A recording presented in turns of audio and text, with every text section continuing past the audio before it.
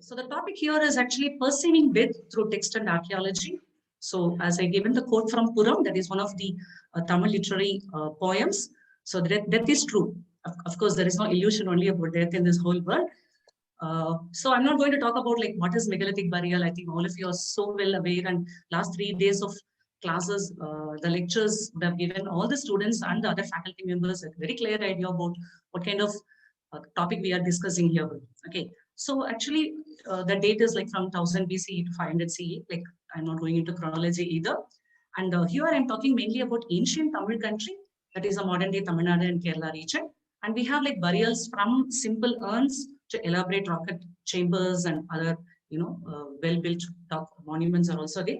And we know various types are also there, like urns, cyst, umbrella stones. I don't need to discuss more about that. Uh, and usually we have, sometimes it is with lithic appendage, sometimes without lithic appendage also, but still we call it megalithic. I think almost all the speakers stressed on that. And of course, certain cultural materials are also associated with this kind of burial culture. So when it comes to my topic, like I'm talking only about from the literary perspective.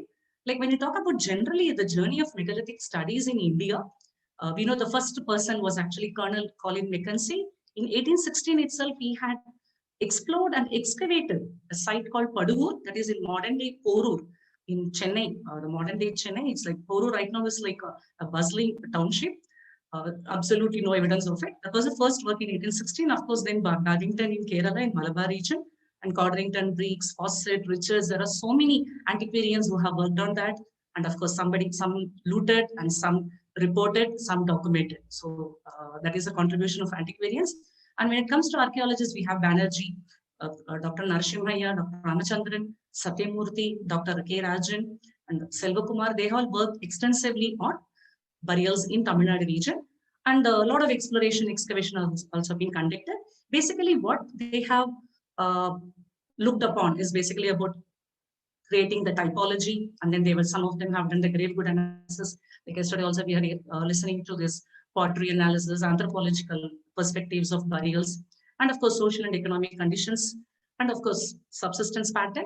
And some people went beyond that and they tried to find out what is the functional role of it. Is it just to bury the dead, or does it have any other significance? And ritual and visual significance of these burial monuments were also being studied in the earlier thing.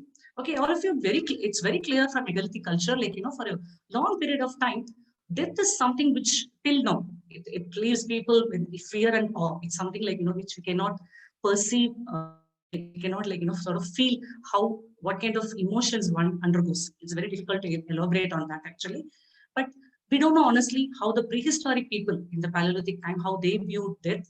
But when it comes to megalithic period, they had definite a clear-cut idea about marking a different area for the dead. The space of the dead is different, the space of the living is different. So there was a kind of a marked difference in the way in which the dead was treated. And the separate area was also designated, and there is a living space and a dead space. Okay, so this particular talk is about notions of death through two sources. One is Sangam, the other one is archaeological sources. So first, let me start with textual sources. So to give a small introduction, I think all of you definitely will be aware of Sangam literature. It is a group of poems written, collected. I want to use the word written. It was all oral traditions, like Veda. In Sanskrit literature, we have Vedic culture. It's all oral tradition. Similarly, Sangam literature was also oral tradition, like from 300 BC to 300 CE. The date was given based on certain historical information given in the text, as well as by studying the syntax, the literary aspects of the words also. Scholars have given this broad age of 300 BC to 300 CE, and obviously it is contemporaneous to Iron Age and Megalithic period. So we have three important major works. One is Tolkappiyam, that is an ancient Tamil grammar work, and Pattupatta, that is about 10 long poems, and Ettutogai, 8 anthologies. So all these poems are like more than 2,000 are they, and written by many poets, and some of them are even by bards. So bards are the people who like travel from one place to another in praise, and they go and praise the king, and then they get some kind of gifts. So these bards also have composed some of the poems. And when it comes to the concept, like what exactly this particular literature deals with, like if you talk about Mahabharata, Ramayana, we all know it has got a religious meaning.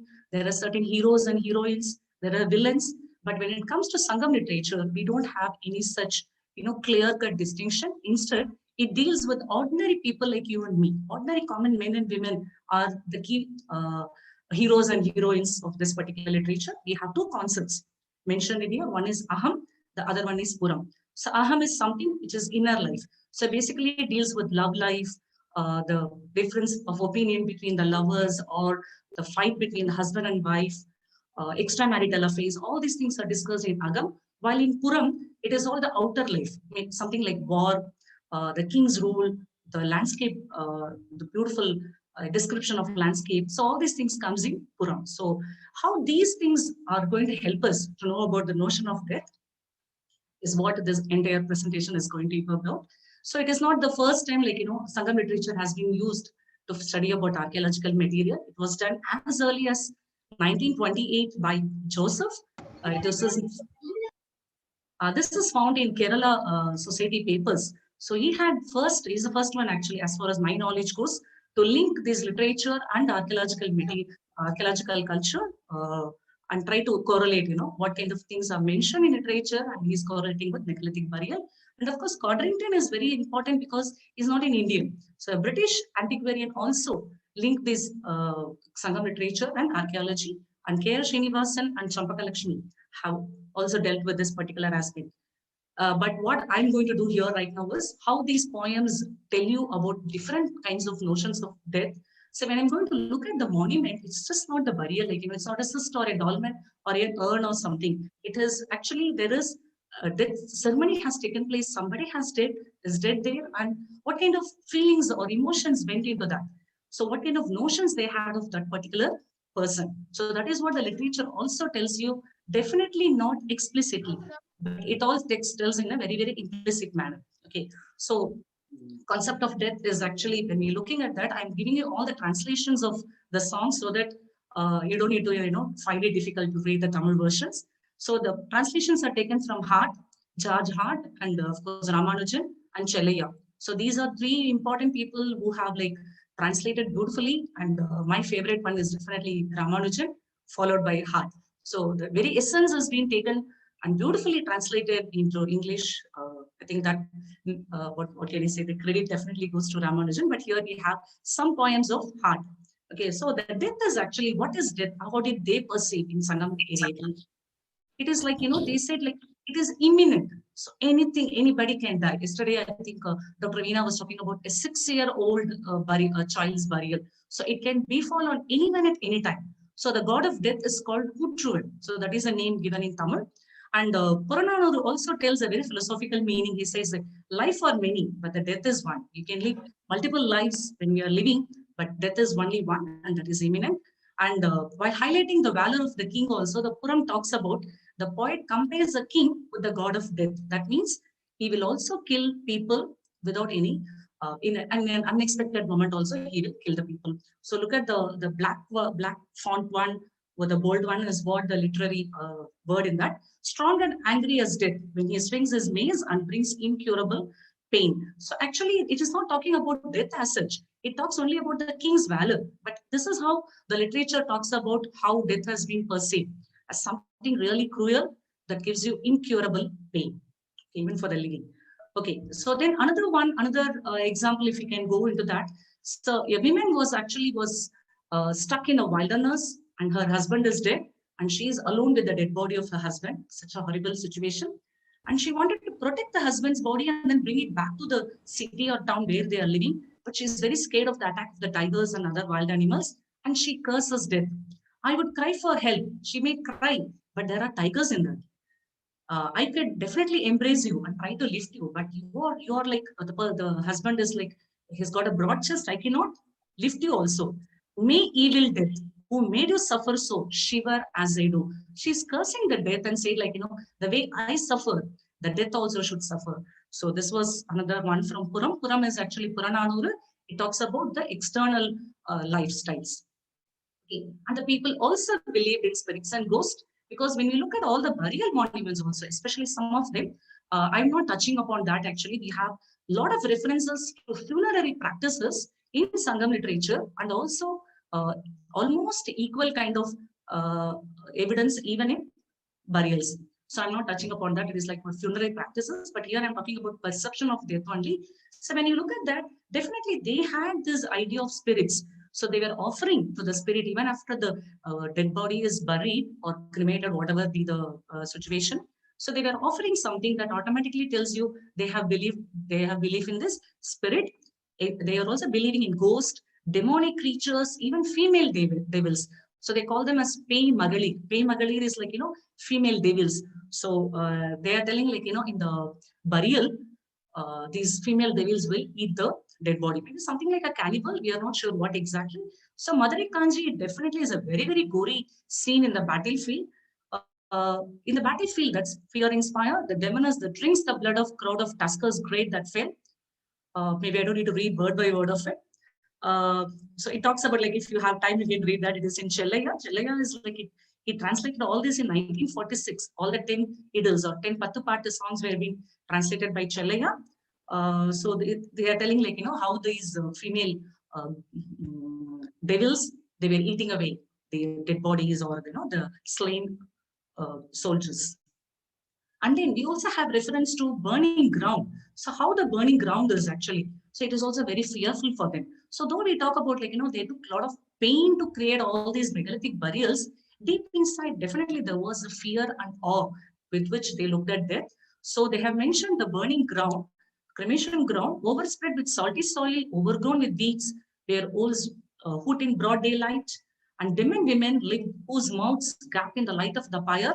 The burning ground spewing forth white clouds is fearful. Even just like, when you look at these description, it's as if it's like quite scary to, visualize these images. But maybe 2000 years back, whatever we are looking at right now here as urn burials or other forms of burials could have been like this, definitely more scary. And then they also had a clear idea about Yama and North. So the direction of Yama and the north direction. So the south is considered actually as the direction of Kutruvan or god of death. Even today in Tamil Nadu, we have the strong belief that one should not sleep with the head on the southern side because that is the side of Yama or the god of death. Okay, so here in Tamil it's called Kutruvan. But the northern direction is considered an auspicious direction because under the heaven is located. Here we have Swargam. Okay, so they also believe that only a person who died a heroic death only can go to the heaven. And in order to attain the heaven, they say like, some of them will say like if they are not able to die by warfare, maybe because of old age or some other reason, they fast unto death by looking at the northern direction. This is called Vadakiruthan. Okay, that is the word they are using. Vadak is north in Tamil. So Vadakiruthan, like they face northern direction and then they fast unto death with the hope that they will also go to heaven. Nobody wants to go to the place of Yama because it's considered like very, very scary and fearful.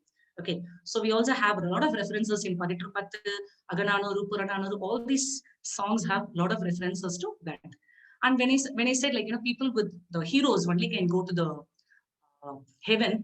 So then from the beginning of life, this heroic death was emphasized in almost all the poems. So there is a beautiful poem by a woman, Ramanujan's translation. So she mentions what is the duty of your mother, what is the duty of the father, and what is the duty of the king, and what is the duty of that young man, the child. To bring forth and rear the son is my duty. That's a mother's duty. To make him noble is a father's duty.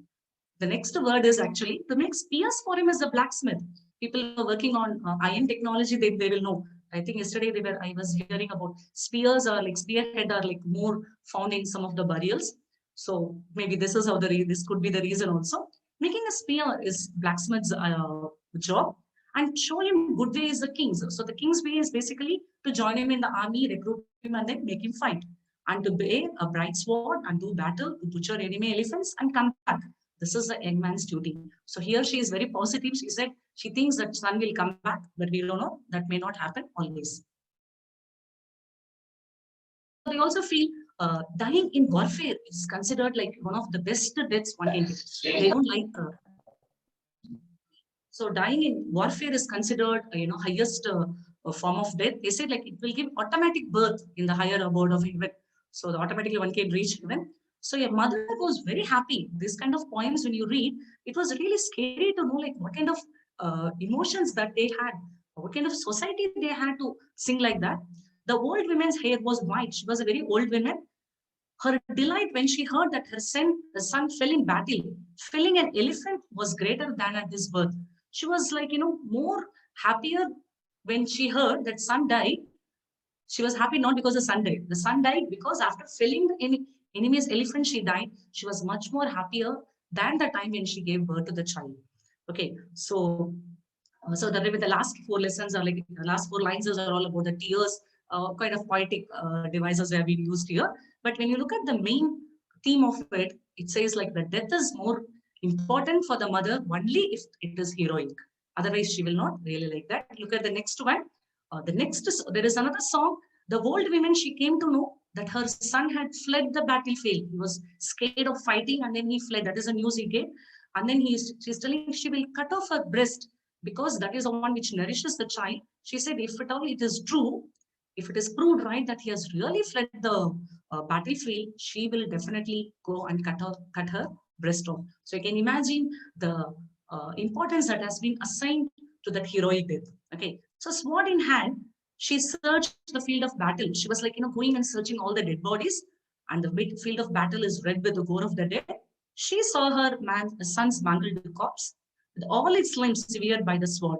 On that day of his death, the mother's heart rejoiced far more than on the day she gave him birth. But when she went to the battlefield, she realized the son hasn't fled from the battlefield. He died a very, very heroic death by losing all his limbs, even in the battlefield.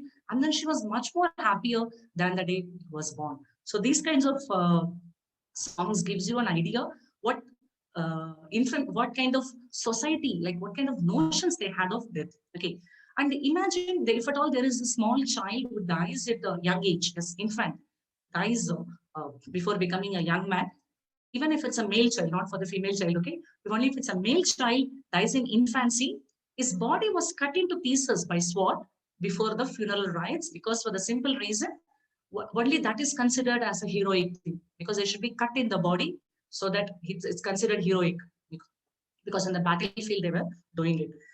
See, if a child of my clan should die, if it is born dead, a mere gob of flesh, not yet human, even if it is like premature child, they will put it to the sword to give the thing a warrior's death. So they were all obsessed with this concept of warrior's death. Okay, so and then there is another song which is like, you can't even imagine happening now. Maybe we can take example from some of the uh, villages in India where they send army soldiers from their families. So that's something like that. Maybe we can have a kind of a correlation with that. So her purpose is fighting. See, we're all talking about women's point of death. So because they are the one who lose their loved ones. So this one talks about there was a battlefield. In the first day, that is the day before yesterday, she came to know her father attacked an elephant and he died. And yesterday, her husband went to the warfare and he also died. And today, she heard the drum for the next today's war. So immediately, without even reason, eager beyond reason, she gives him a spear in his hand. She said, like, and wraps a white garment. He's a small child, okay? It is given like the dry tuft. He has got a tuft in his hand, in his hair. So she tied it with the oil. And having nothing but one son, she said, go. She says, sending him to battle.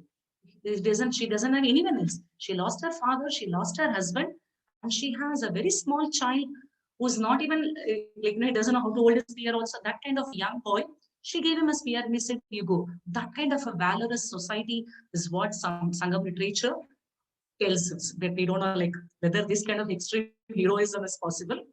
And we also have like, once they die, the body is found, they do cremation or burial. For that also we have some references. I'm not giving all the references in Sangam literature. Whatever is like important, highlighted only I'm talking here. So then we also have medical worship. So imagine maybe in a battlefield, sometimes the body may not be found or the battle held somewhere and the person's village was somewhere else. So medicals were erected only for men. Okay, again, not for women, because women were not allowed to go for warfare. So they died in warfare. What kind of a warfare? Maybe to save the cattle, or sometimes it could be for even if they are not able to die heroic death, as we told, they will do vadakirthal and they will die. Even for them, they will build this nadakal, and nadakals were worshipped by all the travelers who were past that particular place, and then they offer them with toddy. Even today, we have this kind of practice happening in Tamil Nadu, and peacock feathers. So they decorate that nadigal with peacock feathers and they offer worship also. They also pray that their journey in that particular path will be protected by the spirit of these nadigal warriors. Okay. And more than these kind of emotions associated with death, they also believe in this world and nether world, what we call it as Immai and Marumai. In Tamil, that is the word we use, the present life. This is the life we are living. And Marumai, there is also life after death. Because of that concept only, we have all these megalithic burials. Otherwise, we would not have, right? So there was a belief, as I kept on telling you, that warriors who died while fighting went to heaven. It's a higher world. So we also have this heaven is called Melur Ulagam or Uyarndur Ulagam. That is like some kind of a world which is like highest world in the sense of high Melur, like very, very highest world. That particular place they can reach. So they firmly believe that after the death, the soul will definitely go to the other world. So most of the poems talks about women losing their loved ones, but there are very few poems, very rare one. There is one Puram song 245. It narrates the grief of a man who lost his wife, and then the man laments, "My woman is dead. She belongs to the other world. Yet I'm still alive. The life is strange."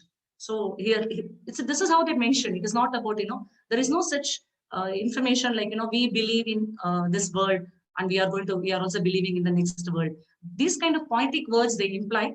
So my lady is dead and she belongs to the other world. She went to the other world. So from that word, it is actually a love song, but even then a lamentation. But even then implicitly he tells us, they believed in the life after death also, or another world. And definitely they believed in rebirth. Okay, because in Kurinji Pata we have a song, a lady hope.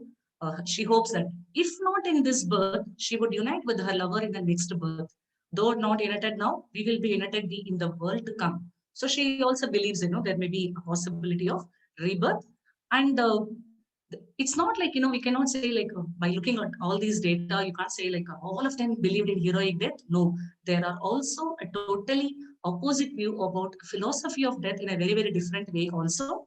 So we have society where war and heroes were glorified, but there are instances of teaching impermanence of this life and do away with all these warfare, these hunting for wealth. So even that kind of a philosophical notion are also given. So there was a beautiful advice given by the bards. Bards are the people who nomadic poets who go from one kingdom to another kingdom and praise the king. Sometimes they advise him also. If at all there is a battlefield, the bards will go and stop the war also.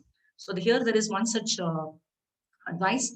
So he says, good-hearted kings who have ruled this great earth surrounded by the Black Sea, so that not even a part of the center of one woody leaf belonged to someone else. So they made sure like they ruled everything. They didn't give it to anybody else. Even they have gone to the ground of burned corpses as their final home. So finally, they ruled the entire world. But even then, they just went to this burning ground. More of them than there is sand heaped by the waves. How many of them went to that kind of a burned corpses, that final resting place? More than the sand one can see on the ocean. So that kind of people have died. All have gone and perished, leaving land to others. This is why you should also listen. There is no life which keeps an undying body. Death is true, no illusion. So don't keep on fighting and accumulate more territories. Instead, you look for liberation of soul from this earth. This is a kind of a philosophical meaning. And then there is a very famous poem. I think all the Indians will know this. Kaniyam Pookundra, Yadum Ure, Yavarum Kele. All lands are home, all men my king. So that is a song. So even here it is telling evil and good are not from others. Tidum Nandrum, Pirataravara. Nor are pain and its abating. Death is nothing new. Death is something like which all of us have to face. Okay. But on the other hand, we also have another aspect. One is talking about philosophy of life and death, and we say don't indulge in bad things. But there is also another thing: we are all going to die, so let's enjoy life. So that kind of attitude was also there. So there's another song. We will put a black goat on fire and eat that. Okay, with our tongues, we'll push the juicy pieces of spiced meat around our mouths that are red from drink, and we will feed suppliants. Come, let us rejoice. Let's enjoy. Okay, so the day we go to the ground of burial urns, where male owls cry out ceaselessly from the hollows of ancient trees. We are all going to die. We are all going to this ground of burial urns. Again, there is a reference of burial urns here. Ketari. But till that time, let's enjoy. Let's eat this black goat on fire. So this kind of at the easy attitude was also mentioned here. And then they also mention about the death as a final resting place. Their hearts full of desire, lovers weep, and their warm tears put out the embers lying among the bones. The burning ground has seen the back of every man, for it alone is the end of all men on the earth. No one has ever seen its back. So very, very, so they are like very practical kind of people. That's what I feel. They say like, final resting place is definitely is going to be the burning ground. So there is also mention about burning ground as well as about the burial ground. So both are mentioned. So maybe both kind of practices were definitely there. So when it comes to archaeological sources, so I don't want to use the word cognition for this. I try to use the word perception for the simple reason we are not really sure whether this is the actual idea of the entire society, or is it a representation of few poets imagination. So we are not sure about it, but based on majority of the literature, like a lump sum of literature talks about this heroic death and valor and all these things. Maybe that's what I don't want to be. I cannot call it as like a cognitive ideas of the people. More like it's a perception of the death. But archaeologically, it is very, very difficult to reconstruct how they how they perceive. Okay, funerary practices. I have attempted that also in my. This is actually a small part of my postdoctoral research. But funeral practices can be discerned because literature also talks about what kind of practices have done by these Sangam people and what exactly is available on ground. So that kind of correlation can be done. But perception is something very, very emotional. Finding that out in archaeological sources is slightly difficult thing. So only the burials and the grave booths throw some light on the perception of death. And then we also have William Logan. So he talks about urns with the holes at the bottom. Okay, pyriform kind of a jaw. So that concept like link with the earth. So they go back to the mother womb. That kind of a belief is also there. And the grave booths definitely indicates there is a life after death. So they believe that existence of soul after that. That is why we have this grave booths offering. The objects needed for the next life are buried along with the people. So this perception was actually translated in archaeological data also. And as I told you, the north-south divide is very, very important because north is considered like heavenly thing, while the south is considered for Yamate. So some of the burials are also located in north-south orientation. And so that will be maybe to indicate they believed in this. They also want to go to this heavenly abode. So that is also possible. To discuss it finally, so we have a lot of concepts like presence of soul, life after death, rebirth, existence of heaven and hell, belief in spirits. Very, very interestingly, these beliefs are not just 2000 years old.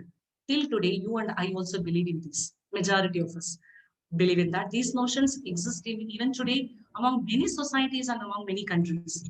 But the hero worship, where they die in a battlefield and offering, they were killing to die, go to heaven. That was not there. Maybe in Tamil Nadu, I can say that this hero worship has taken a newer trend.